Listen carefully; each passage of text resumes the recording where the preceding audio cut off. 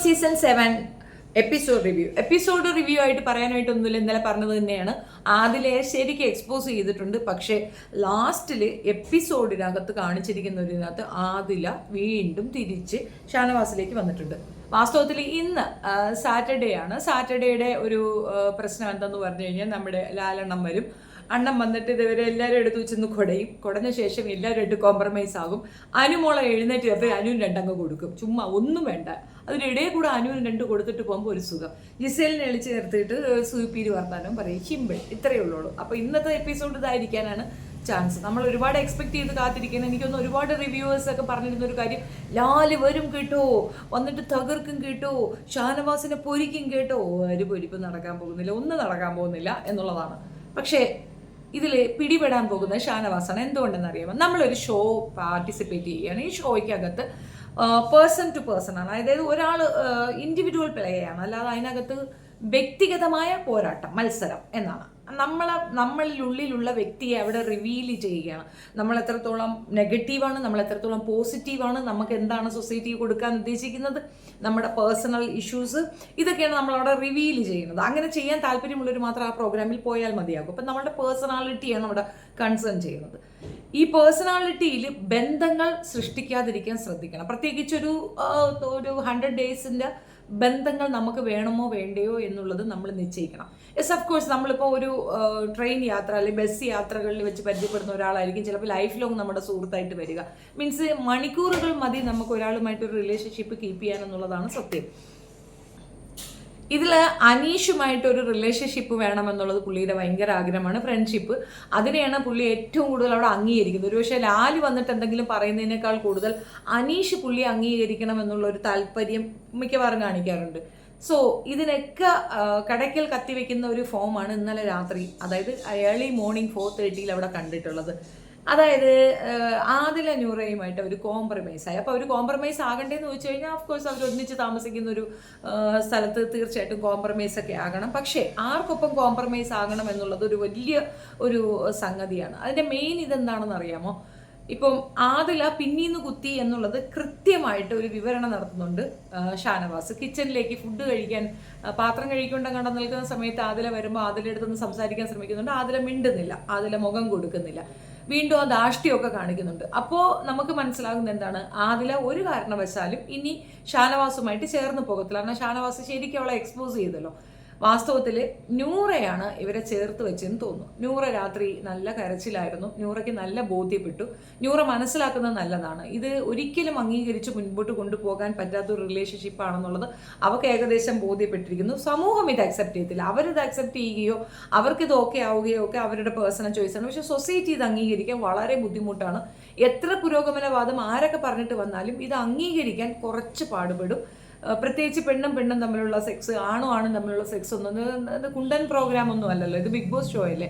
അപ്പോൾ ഇതിനകത്തേക്ക് ഇവരെ കൊണ്ടുവന്ന് ഇവരെ ഒന്ന് ശരിയാക്കി എടുക്കാം, അല്ലെങ്കിൽ സമൂഹത്തിൽ ഇവർക്കൊരു പേരുണ്ടാക്കി കൊടുക്കാം എന്നുള്ള ആ പാഴ്ശ്രമം ബിഗ് ബോസ് ഉപേക്ഷിക്കുന്നതായിരിക്കും നല്ലതെന്നാണ് എൻ്റെ ഒരു അഭിപ്രായം.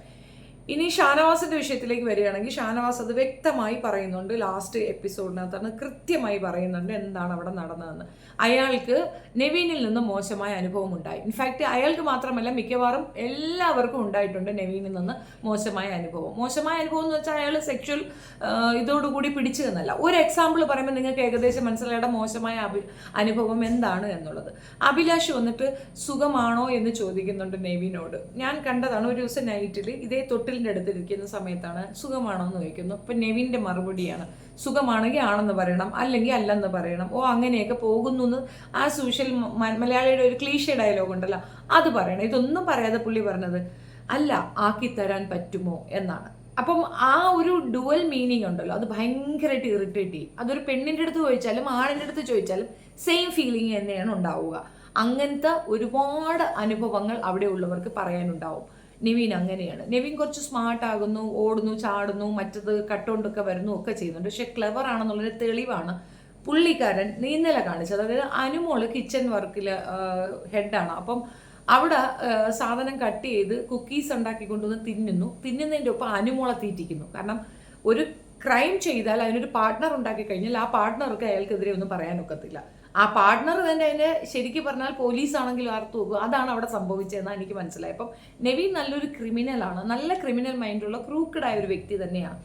അപ്പോൾ പുള്ളി ഇതെല്ലാവരുടെ അടുത്തും ചെയ്യുന്നുണ്ടായിരുന്നു, ഷാനവാസിൻ്റെ അടുത്തും ചെയ്തു. ഷാനവാസ് അതിൻ്റെ ഒബ്ജക്ഷൻ വന്ന് എല്ലാവരുടെ അടുത്തും, ഷാനവാസിന് പരിചയമുള്ള മിക്കവാറും എല്ലാവരുടെ അടുത്തും ഈ പരാതി പറയുകയും ചെയ്തിട്ടുണ്ടായിരുന്നു. അവൻ്റെ ആ ഒരു കുണ്ടൻ ടേംസ് അയാൾക്ക് ഇഷ്ടപ്പെടുന്നില്ല എന്നുള്ളത്.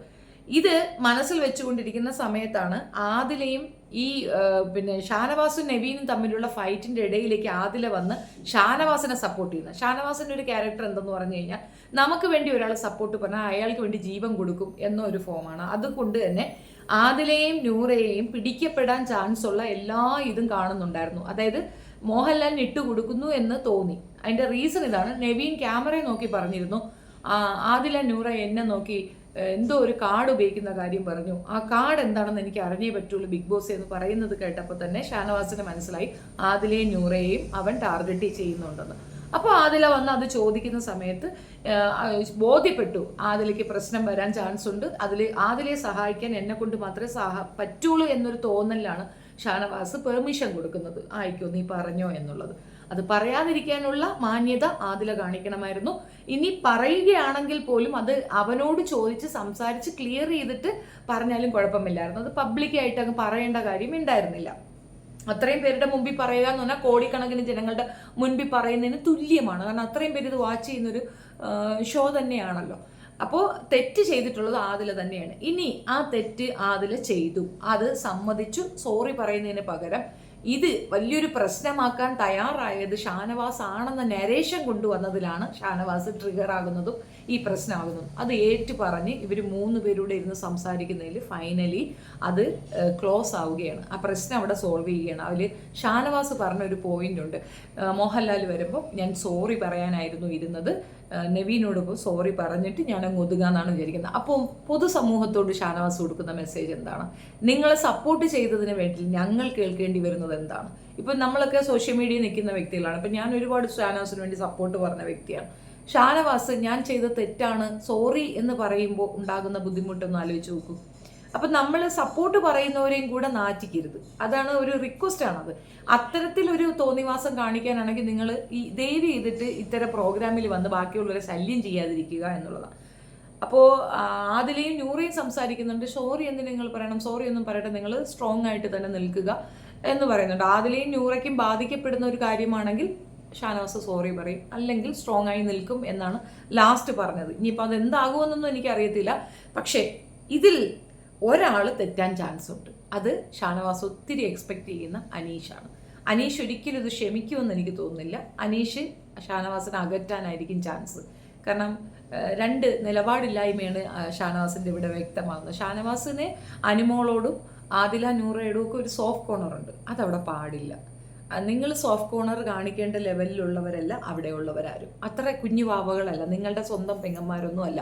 അത്രയും കെയറൊന്നും ഷാനവാസ് അവിടെ ഈ പിള്ളേർക്ക് വേണ്ടി കാണിക്കേണ്ട ഒരു കാര്യവുമില്ലെന്നാണ് എൻ്റെ ഒരു അഭിപ്രായം. രണ്ടാമത്തെ കാര്യം, ആദിലയും നൂറയുടെയും ഫാമിലിയുമായിട്ട് ഷാനവാസ് ഒന്ന് സംസാരിച്ചാൽ തീരാവുന്ന പ്രശ്നമേ ഉള്ളൂ. അപ്പം ഷാനവാസിന് ഏകദേശം ഒരു ഐഡിയ പിടികിട്ടും ഇത് ഇവർ എന്താണ് സമൂഹത്തിന് കൊടുക്കുന്ന മെസ്സേജ് എന്ന്.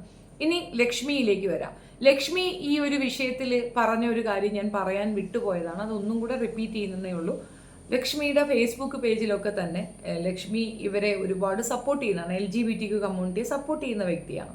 അതിൻ്റെയോടൊപ്പം നവീനൊപ്പം ഒരു ബെഡിൽ കിടന്നുകൊണ്ട് തന്നെ ലക്ഷ്മി പറയുന്ന ഒരു കാര്യമുണ്ട്, നിനക്കാണ് സപ്പോർട്ട്, നിൽക്കണം, കൂടെ നിൽക്കണം എന്നൊക്കെ. ഇതെടുത്ത് വെച്ചിട്ട് കുറേ പേര് ലക്ഷ്മി സപ്പോർട്ടേഴ്സ് കാണൂ, ലക്ഷ്മി ഇതിനെ സപ്പോർട്ട് ചെയ്യുന്ന വ്യക്തിയാണ്, നിലപാടില്ലായ്മയാണെന്ന് പറയുന്നു. നിങ്ങൾ തെറ്റിദ്ധരിച്ചതിന് ഞങ്ങൾക്കൊന്നും ചെയ്യാൻ ഒക്കത്തില്ല. എനിക്കും മനസ്സിലായത് ലക്ഷ്മി ഇവരെയൊക്കെ അംഗീകരിക്കുന്നുണ്ട്, അവർക്കൊക്കെ ഇങ്ങനെ ഒരു ട്രബിൾ ഉണ്ട്, അവരിങ്ങനെയാണ് എന്നൊക്കെ അംഗീകരിക്കുന്ന വ്യക്തി തന്നെയാണ് ലക്ഷ്മി. പക്ഷെ പ്രശ്നം എന്താണെന്ന് അറിയാമോ?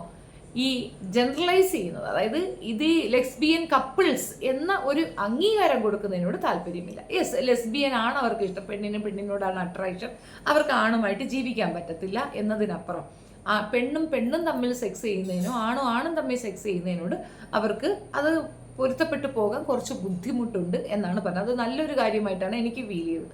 അത് തന്നെയാണ് അവരവിടെ ഇംപ്ലിമെന്റ് ചെയ്യാനും ശ്രമിച്ചത്. അതുകൊണ്ടാണ് അവർ നവീനെ സപ്പോർട്ട് ചെയ്യുന്നത്. അതിന് താഴെ കമന്റ്സ് വന്നിട്ടുള്ളത് കുറേ അധികം പെണ്ണിന് അസൂയ ആയതുകൊണ്ടാണ്. ആദിലെ നൂറയൊക്കെ നോക്കി അസൂയപ്പെടാനും മാത്രമൊന്നും ഇല്ല അവർ. ഓഫ്കോഴ്സ് അവർ സുന്ദരികളാണ്, അത് സമ്മതിച്ചു. സൗന്ദര്യം വാരി കോരി കൊടുത്തിട്ടുണ്ട്. ആവോളം സുന്ദരികൾ തന്നെയാണ് രണ്ടാളും. പക്ഷെ അവരെ നോക്കി അസൂയപ്പെടാനും മാത്രം ഒന്നുമില്ല. സത്യം പറഞ്ഞാൽ അവരെ നോക്കി സഹതപിക്കാനേ ഉള്ളൂ. സ്വന്തം പേരൻസ് എന്നല്ല, ദുനിയാവിൽ ഒരാൾക്ക് പോലും അംഗീകരിക്കാൻ പറ്റാത്ത, വീട്ടിൽ കയറ്റാൻ പറ്റാത്ത തരത്തിലുള്ള രണ്ട് വ്യക്തിത്വങ്ങളെന്ന് അറിയപ്പെടുന്നുണ്ട്. നൂറെ എല്ലാവരും അക്സെപ്റ്റ് ചെയ്യും, ആദിലെ വളരെ പ്രശ്നമാണ്. കാരണം ആദിലേക്ക് എല്ലാവരോടും അട്രാക്ഷൻ തോന്നും. അത് പ്രശ്നമാണ്, അത് ഡിസ്കഷൻ നടക്കുന്നുണ്ട്. എന്തായാലും ഈ ഒരു ഡിസ്കഷന് കാരണമായ ഒരു ഷോയായി ബിഗ് ബോസ് അറിയപ്പെടും എന്നുള്ളത് മാത്രമാണ് ഈ ഒരു ബിഗ് ബോസ് ഷോയുടെ ഈ വർഷത്തെ ഈ സീസണിൻ്റെ പ്രത്യേകത എന്ന് ഞാൻ മനസ്സിലാക്കുന്നത്. റിയാസ് എന്ന വ്യക്തി വന്ന് അവിടെ കുത്തിത്തിരിപ്പുണ്ടാക്കി ആദിലേക്ക് ഇത്രയും ഹേറ്റ് വാങ്ങിക്കൊടുത്തത് റിയാസാണ്. തങ്ങൾക്കിടയിൽ മാത്രം മതി, ഞങ്ങളൊക്കെ സന്തോഷമായി നിന്നാൽ മതി, മറ്റുള്ളവരെല്ലാം നമ്മുടെ പെട്ടവരല്ല എന്ന ഒരു വേർതിരിവ് ഇവരാണ് ഉണ്ടാക്കിയെടുക്കുന്നതെന്നുള്ളതാണ് വസ്തുത. ആ പ്രശ്നമാണ് അവിടെ ഹൈലൈറ്റ് ചെയ്ത് കാണിച്ചതും ആദില തിരിഞ്ഞു മാറിയതും. ആദിലയ്ക്ക് ഒരു ബലം കിട്ടിയത് റിയാസു എന്ന് പറഞ്ഞപ്പോഴാണ്. റിയാസു എന്ന് പറയുമ്പോൾ ഏകദേശം പുറത്തൊക്കെ അത്രയും സപ്പോർട്ടുണ്ട് എന്ന തെറ്റിദ്ധാരണയുണ്ട് ആദിലയ്ക്ക്. അതൊക്കെ തെറ്റിദ്ധാരണ മാത്രമാണ്. ഒരു കാരണവശാലും ആദിലയോ നൂറയോ ചെയ്യുന്നതിനോട് യോജിക്കാൻ ഒരുപാട് ആൾക്കാർക്ക് പറ്റാറില്ല. ഒത്തിരി ശതമാനത്തിൽ ഒരുപാട് പേര് അത് എഗൻസ്റ്റ് ആക്കുന്നുണ്ട്. മാത്രമല്ല LGBTQ കമ്മ്യൂണിറ്റി ആവശ്യപ്പെടുന്ന തരത്തിലുള്ള ഒരു അക്സെപ്റ്റൻസ് ഇവർ മൂലം ഇല്ലാണ്ടാകാനും ചാൻസ് ഉണ്ട്. ഞാൻ പറഞ്ഞില്ല, ഇപ്പം നാദിറ വന്നപ്പോൾ LGBTQ കമ്മ്യൂണിറ്റിയിലുള്ള കുട്ടികളോട് ഒരു റെസ്പെക്റ്റ് തോന്നിയിരുന്നു. അതേസമയം ജാൻമണി വന്നപ്പോൾ തിരിച്ചു തോന്നി. നമ്മൾ ഒന്നിനെ പ്രതിനിധീകരിച്ച് അവിടെ വന്ന് നിൽക്കുമ്പോൾ നമ്മൾ ചെയ്യേണ്ട ചില സാമാന്യ മര്യാദകളുണ്ട്. അത് ചെയ്തിട്ടില്ല വെച്ചാൽ ആ കമ്മ്യൂണിറ്റി ഒന്നടങ്കം ആക്രമിക്കപ്പെടും, അവഹേളിക്കപ്പെടും എന്നുള്ളതാണ് വസ്തുത. ഏകദേശം ആദില ചെയ്തത് അവഹേളനത്തിന് തുല്യമായ കാര്യങ്ങൾ തന്നെയാണെന്നാണ് എനിക്ക് മനസ്സിലായത്. ഷാനവാസ് അവരുടെ ട്രാപ്പിലേക്ക് വീണ്ടും പോയി പെട്ടത് പ്രശ്നം കൂടുതൽ വഷളാക്കും. ഷാനവാസിന് അത് നെഗറ്റീവ് ആകാനാണ് വരും ദിവസങ്ങളിൽ ചാൻസ് എന്ന് തോന്നുന്നു. നിങ്ങളുടെ അഭിപ്രായം കമൻറ്റിൽ രേഖപ്പെടുത്തുക. വീഡിയോ ഇഷ്ടപ്പെടുകയാണെങ്കിൽ like, share and subscribe my channel. Thank you.